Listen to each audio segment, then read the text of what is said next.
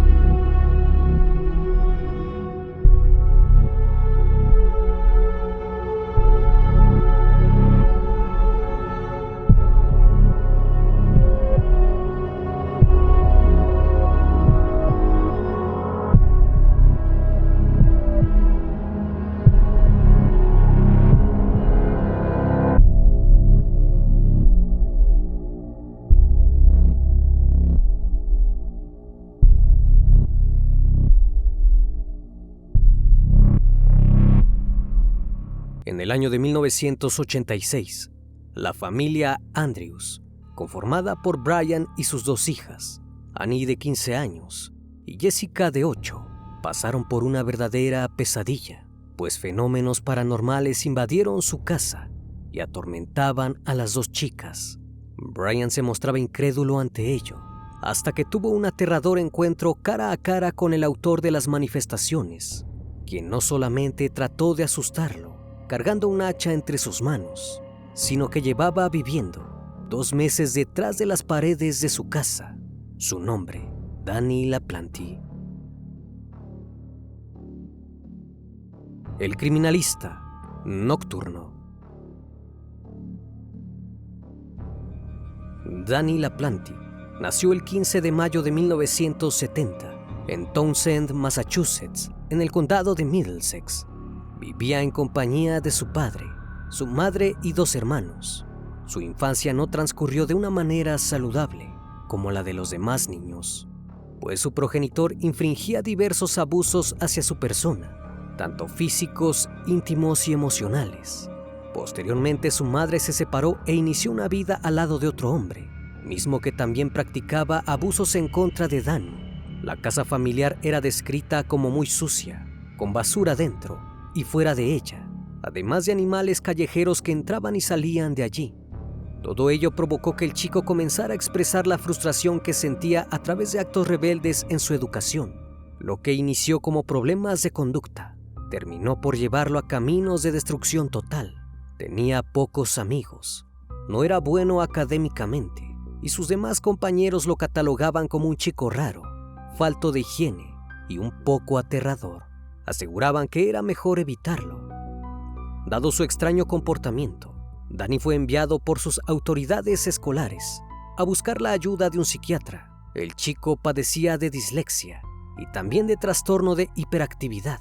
Aparentemente su psiquiatra era servicial y se mostraba muy interesado en ayudar a salir adelante a LaPlante, pero en realidad se aprovechó de su vulnerabilidad y durante el transcurso de un año de sesiones abusó íntimamente de él y empeoró todo aquello que lo atormentaba desde muy pequeño.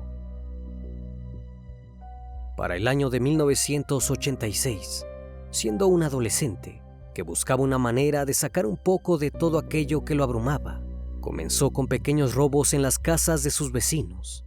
Al principio solamente entraba y salía, llevándose algunas pertenencias, pero después supo que deseaba crear perturbación en los habitantes.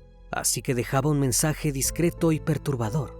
Entonces cambiaba los objetos del lugar para desconcertar a los dueños o dejaba rastros de comida. Entre tantas casas a las que pudo ingresar, dio con el hogar de la familia Andrews. Ellos residían en Pepperell, Massachusetts, en el mismo condado. La familia estaba conformada por Brian Andrews, el padre, quien vivía con sus 2 hijas, Annie de 15 años y Jessica de 8. Su madre había fallecido recientemente a causa de cáncer y la familia estaba atravesando por una crisis muy difícil, pues sus vidas cambiaron radicalmente. Danny notó que los retratos familiares de los habitantes de ese inmueble eran una familia muy unida.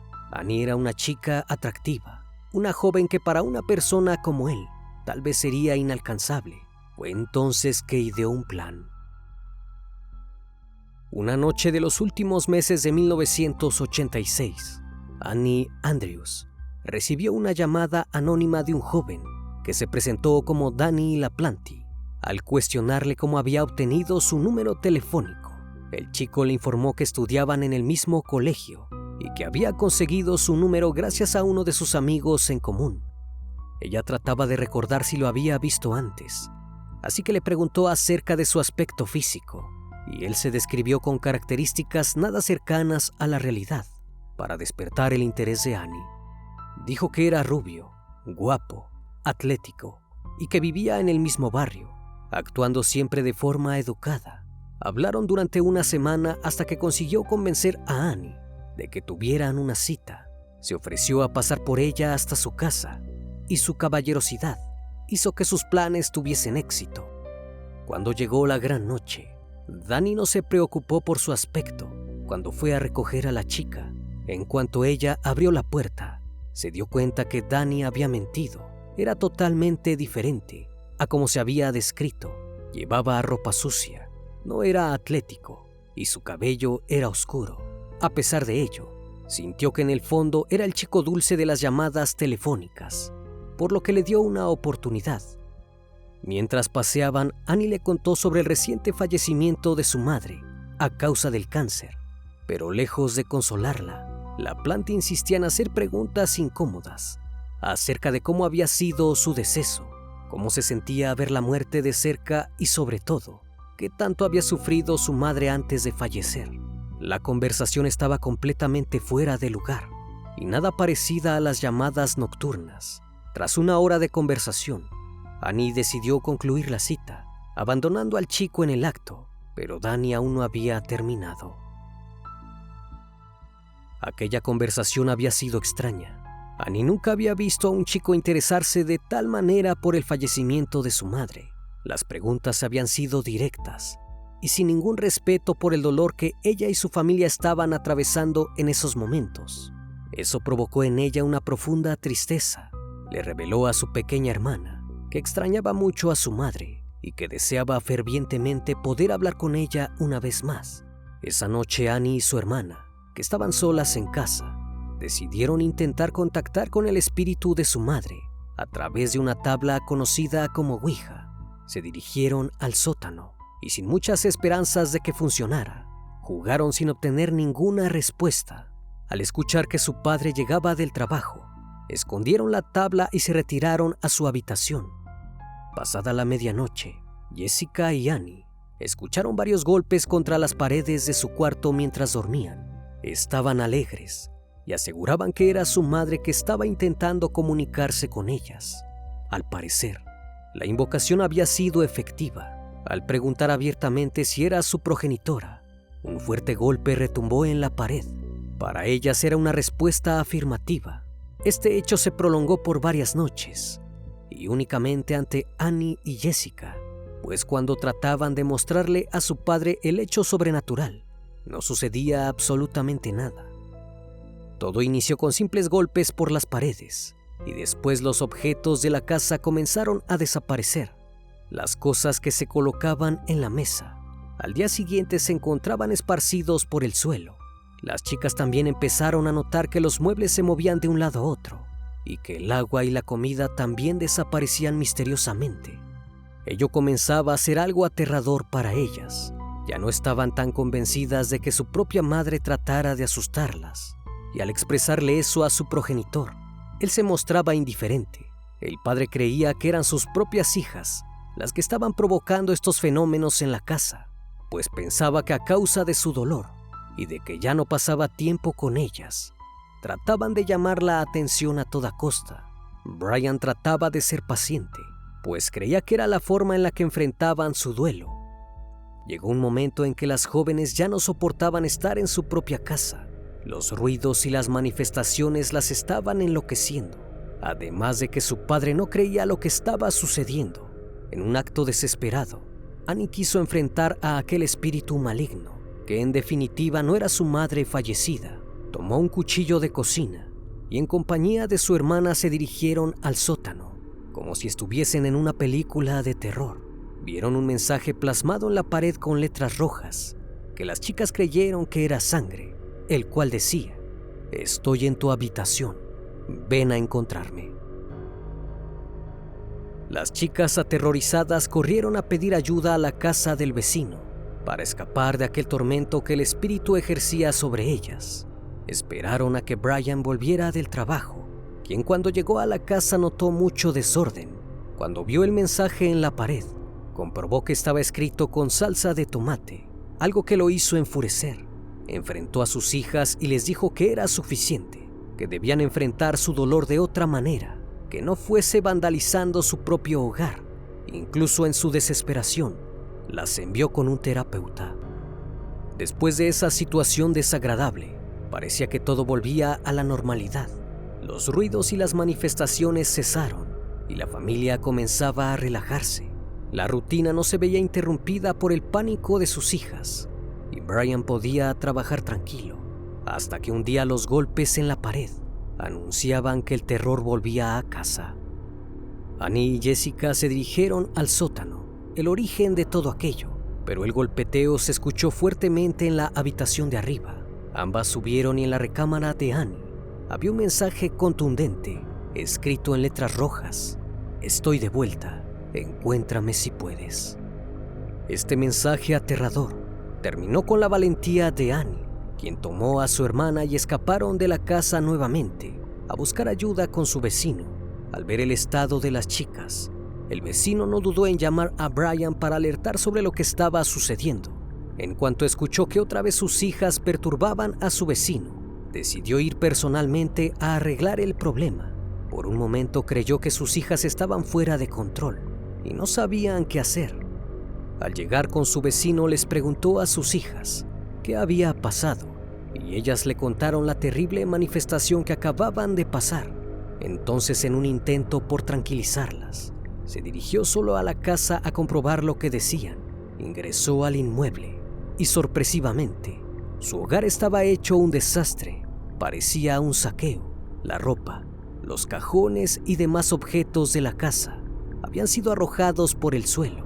Estaba seguro de que sus hijas no eran capaces de hacer algo así. Se dirigió a la habitación de Annie y encontró el mensaje dirigido a sus hijas, pero también había un mensaje nuevo que citaba: «Cásate conmigo». El mensaje era desconcertante, no tenía sentido. Entonces sintió que un frío recorrió su espalda. En cuanto se giró, vio algo que le heló la sangre. Un chico estaba parado en una esquina. Portaba el vestido de novia de su difunta esposa y una peluca rubia, pero tenía un detalle especial: cargaba un hacha entre sus manos. A pesar del susto, Brian sabía que definitivamente no era un fantasma. Persiguió al chico hasta que éste se escabulló de su vista. Enseguida salió de la casa y llamó a la policía. Las autoridades registraron la casa exhaustivamente y en la habitación de Annie encontraron un sitio oculto detrás de un armario en la pared, donde había una pequeña puerta. Detrás de ella había lo que se conoce como un espacio de rastreo, un tipo de hueco entre distintas paredes de una casa, por la que se puede transitar. Cuando el agente ingresó en ese espacio, encontró a Danny LaPlante acurrucado en su interior. El chico fue arrestado luego de que Brian lo reconociera como el sujeto que se disfrazó y lo amenazó con un hacha. Annie reveló que era con quien había tenido una cita tormentosa un par de meses antes. Danny fue arrestado y cuando se examinó el sitio donde había permanecido escondido para atormentar a los Andrew, hallaron una bolsa de dormir, ropa perteneciente a la familia y restos de comida. Pero lo más perturbador fue que desde ese pequeño espacio podía trasladarse a cada sitio de la casa. Es decir, que Danny libremente podía recorrer el inmueble sin ser visto, espiar por algún agujero y comunicarse con los característicos golpes que asustaban a las chicas. LaPlante tenía 16 años de edad al momento de su detención, por lo que fue encerrado en un centro de detención juvenil. Posteriormente, al cumplir los 17 años, el caso fue trasladado a un tribunal para que pudiera ser juzgado como adulto, donde se le atribuyeron diversos cargos como robo, allanamiento de morada y destrucción dolosa de una propiedad. Se le fijó libertad bajo fianza y su madre pagó cerca de $10,000 para que lo dejaran en libertad. Esto en el mes de octubre de 1987. Danny LaPlante volvió a la casa de su madre y su padrastro, donde debía mantener un perfil bajo y esperar a que llegara el 11 de diciembre de 1987 para comparecer ante el tribunal. Pero hizo exactamente lo contrario. Después de obtener su libertad, el chico volvió a su gusto por el robo en casas vecinas, y en una de ellas encontró algo que le alentaría a llegar aún más lejos: 2 armas de fuego calibre 22 que se llevó consigo. Para el mes de noviembre, el padrastro de LaPlante halló en el cesto de ropa sucia de su hijastro una de las armas que el chico había robado. Cuando lo enfrentó por ello, el chico le dijo mentiras acerca de dónde las había obtenido. Entonces el hombre le quitó el arma, sin saber que Danny poseía otra. Llegó el 1 de diciembre de 1987. Danny LaPlante caminó cerca de 1 milla, directamente hacia una casa grande y hogareña, perteneciente a la familia Gustafson. Dicha familia estaba conformada por Priscilla, de 36 años, Andrew, de 34, y sus 2 hijos, Abigail, de 7 años, y William, de 5, además de que Priscilla estaba embarazada de su tercer hijo. La familia Gustafson era unida y gustaba de servir a la comunidad. Eran miembros de una iglesia, donde Priscilla era ayudante en la guardería y también formaba parte del coro. Su esposo trabajaba como abogado y pasaba gran parte del día fuera de su casa.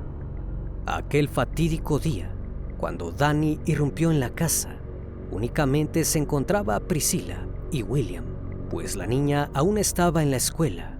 El sujeto sometió a la mujer y la condujo hasta su dormitorio, donde abusó íntimamente de ella, para después colocarle una almohada en la cabeza y accionar el arma en 2 ocasiones, tratando de amortiguar el ruido. Después de ello fue directamente por William y lo sumergió en la bañera del piso de arriba hasta que dejó de respirar. Poco después, Abigail bajó del autobús escolar e ingresó a su casa para ser recibida por el aterrador sujeto, que enseguida la dirigió al baño de la planta baja y, sin perder tiempo, la dejó sin vida de la misma forma que a su hermano menor.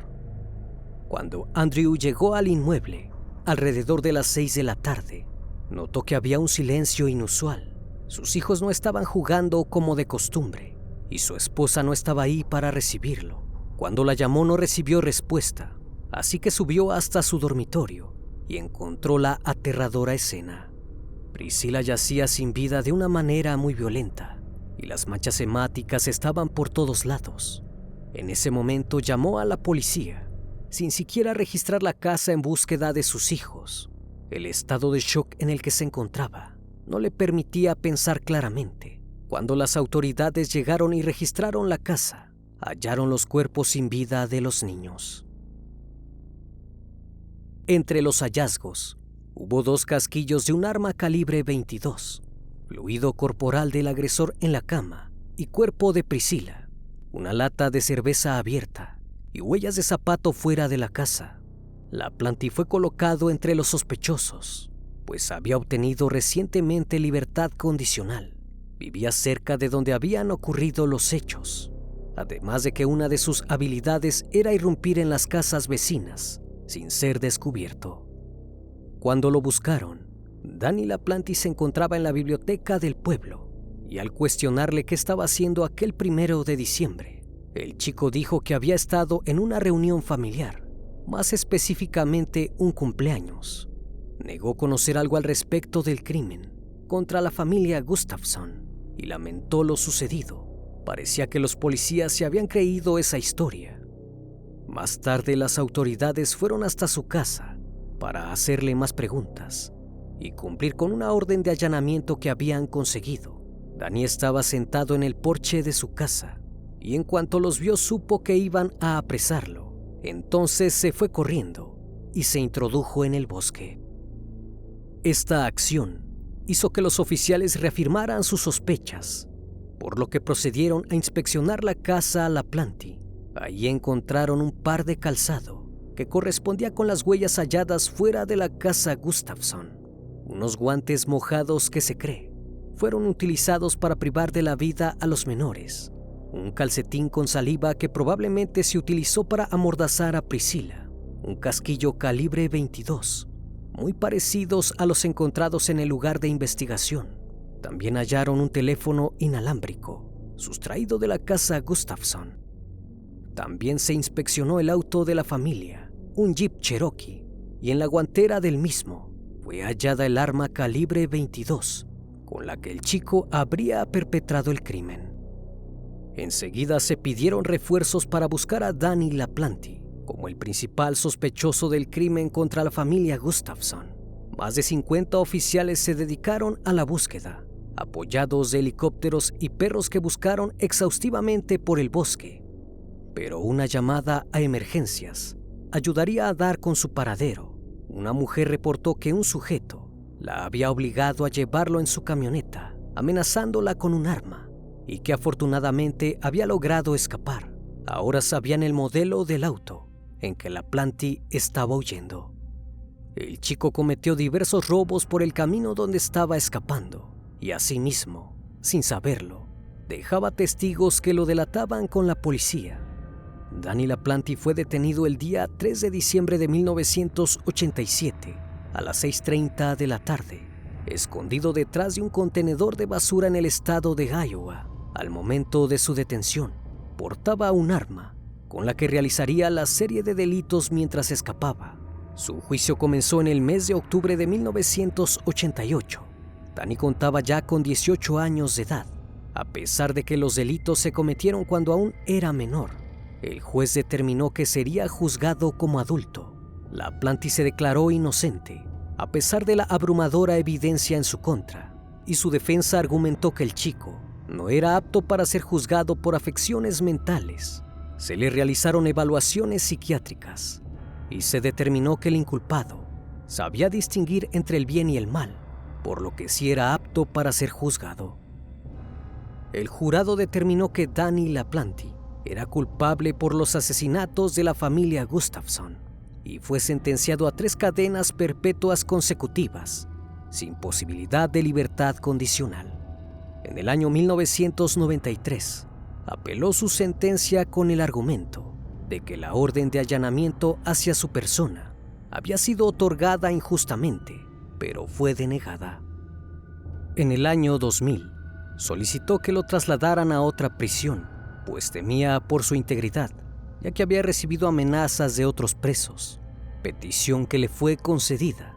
En el año 2013, se quejó de que no le permitían ejercer su religión llamada Wicca libremente. Dicho culto está relacionado con prácticas de brujería y para realizarlas se requieren ingredientes como sangre y opio. Para el año 2017, solicitó una apelación para reducir su sentencia. Su argumento fue que al momento de ser juzgado era menor de edad y los menores no podían ser sentenciados a cadena perpetua sin libertad condicional.